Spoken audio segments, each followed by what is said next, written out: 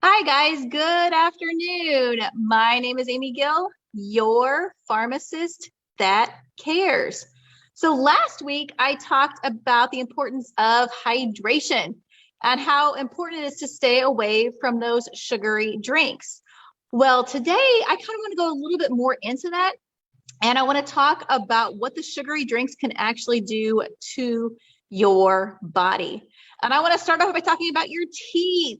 That is so important, right? Everybody smiles. I hope everybody's smiling. So we want to preserve those pearly whites. So what does sugary soda and other sugary drinks do to your teeth? Well, soda contains phosphoric acid and carbonic acid. So what does this do? This creates a very highly acidic environment in your mouth. Then what? That leads to tooth decay. So nobody wants that. I'm sure you've seen people with teeth that are decaying because of the excessive amount of sugary drinks that they consume. So that is just one thing that people notice first off. You don't always see what's going on the inside, but when you smile, you definitely notice what people's teeth look like. So we definitely want to preserve those pearly whites. So steer clear of those sugary sodas. Now, what else can those things do? Well, sugary drinks, they don't make you feel full. So what does that mean? That means you're going to keep eating, right? You're drinking the sugary drink, you're eating, and you're just consuming empty calories. So what's that going to do? That's going to lead to weight gain. That's going to lead to accumulating of belly fat because of the high consumption of fructose. All those things can happen because those, like I said, those are those empty calories. Now, fructose, let's talk a little bit more about fructose. So consuming an excessive amount of fructose can lead to trouble with your liver.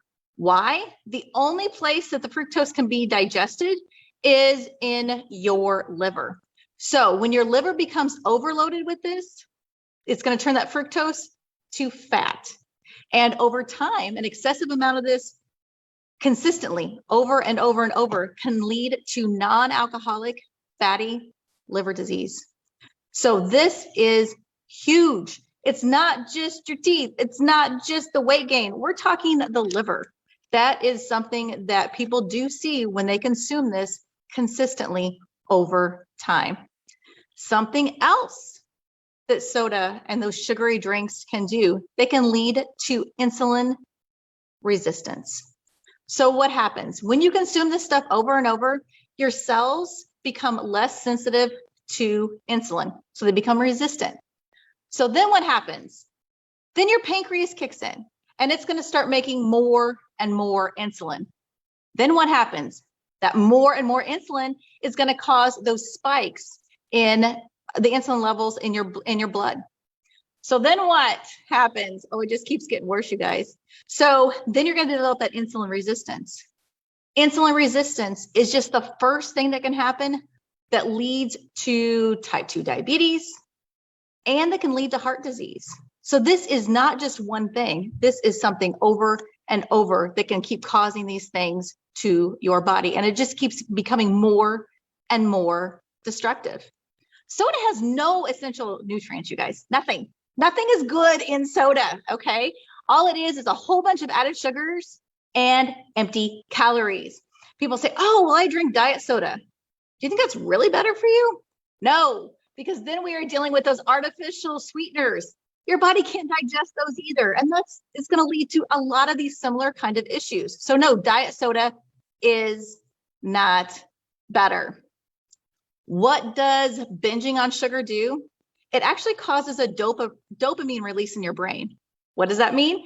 That's the pleasure seeking, right? So people really truly become addicted to the sugary drinks. It's not the caffeine so much.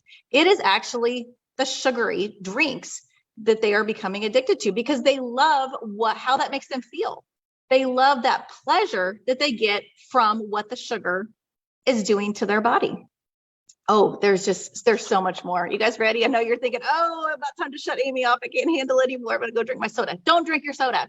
Okay, go get a drink of water and keep listening, please. So what else can those sugary sodas lead to? Gout. If you ever know anybody that's had gout, it is not a comfortable thing. I see that at the pharmacy all the time. It is miserable. People they're in such pain. So what is gout? Gout is inflammation and pain in the joints. A lot of times it's going to be your big toe. It can be any of your joints, but really your big toe is a problem. I mean, there are people that even have trouble walking. I've seen people come to the pharmacy to pick up their prescriptions, limping along because of gout. So how does that happen? So fructose is the main carbohydrate known to increase uric acid levels. An increase in uric acid levels equals gout. So soda can do so much. I mean, you guys, on and on and on and on. So there is one study. There was 60,000 adults in this study. I mean, pretty decent sized study, right? And there's plenty out there. This is just one that I chose that really spoke to me. So those people that drank at least 2 sugary sodas per week, not per day, per week, okay, were 87% more likely to develop pancreatic cancer than those who did not drink soda. You think pancreatic cancer, why? Let's go back to the insulin, okay? Let's go back to the insulin and what the sugary drinks does to your pancreas because of the insulin resistance and the increased overload on your pancreas that has to work just to keep creating that insulin and on and on and on. So an 87% more likelihood to develop that from 2 sodas per week. So people that say, oh, I don't do it very often. 2 per week. I mean, it's not 2 per day, 2 per week, you guys. This is unbelievable to me. Another thing that research is going to show that incremental increases in blood sugar are also strongly linked to the increased risk of dementia. Another thing, I want to keep a healthy mind throughout my entire life. And drinking sugary drinks, if it's going to cause all these things, including an increased risk in dementia, it is not worth it. Now, these are things that you do have to go look at. Most people know soda is not good for them, but do they realize all these things can happen? No, it's not something you're going to see. You do have to do a little bit of research or talk to your pharmacist that cares. I will be more than happy to talk to you about all of these things. Guys, this is just the tip of the iceberg. There's so many more, but I know nobody wants to listen to me go on for 15 or 20 minutes about the harmful effects on soda. But there is just so much research out there showing you that it is not a good thing. Now, was I guilty of drinking soda? Absolutely, you guys. I was just like all of you. It tasted good. I enjoyed it. I enjoyed the energy that I got from it, right? From the caffeine. And I really did it. I enjoyed the bubbles and I enjoyed the taste. But I knew that I had to switch because if I was going to be healthy, that could not be part of my life at all. Not even just once in a while. It really could not be part of my life. So I had to find another alternative that was going to help me, that I would enjoy the taste other than just water, because I love water, but all day long, sometimes you just need something else, right? You just need something with a little bit of fun flavor, or maybe you need something with just a little bit of bubbles. And there's a lot of carbonated waters that you can buy that are in cans that have nothing else other than carbonated water. But I am going to caution you against that as well.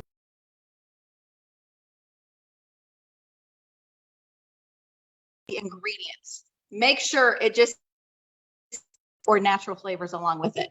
Make sure there's nothing else in that, because that is so important that you don't have that as well.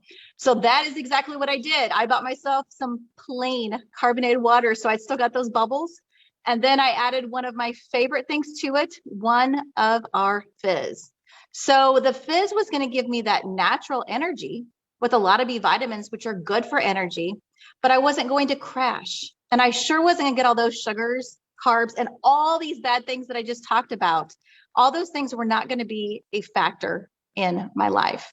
And I love to help people that were just like me, that want to get healthier and want to get off that soda. So I have reached out to countless people to help them kick that habit, because we all know if we are going to be healthy, those sugary drinks really have absolutely no part in that.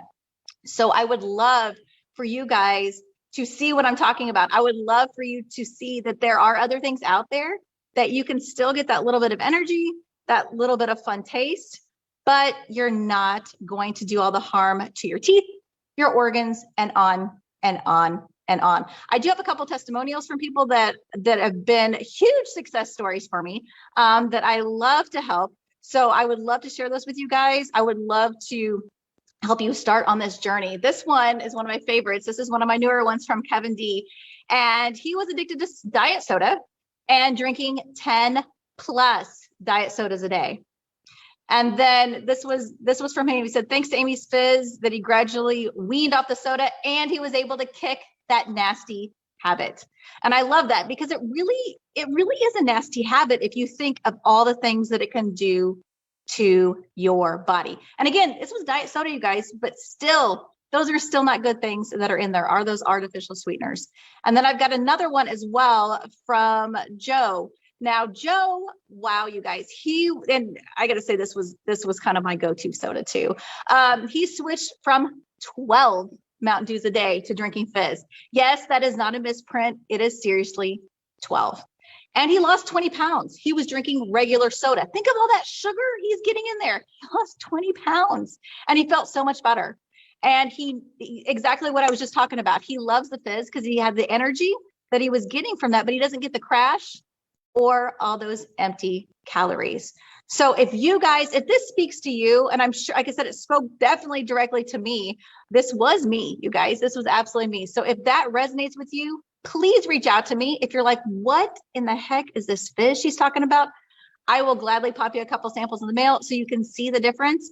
And hopefully we can get you started on that healthy journey and kicking, as Kevin said, that nasty habit.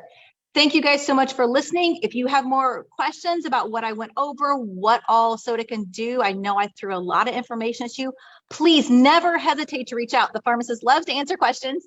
So please reach out to me and we can chat some more. My website is up there as well, and I will have some more information. I will be popping these things about all of the nasty things that soda can do for you. Those are going to be new things coming to my website very soon. So thank you guys so much for listening. My name is Amy Gill, your pharmacist that cares.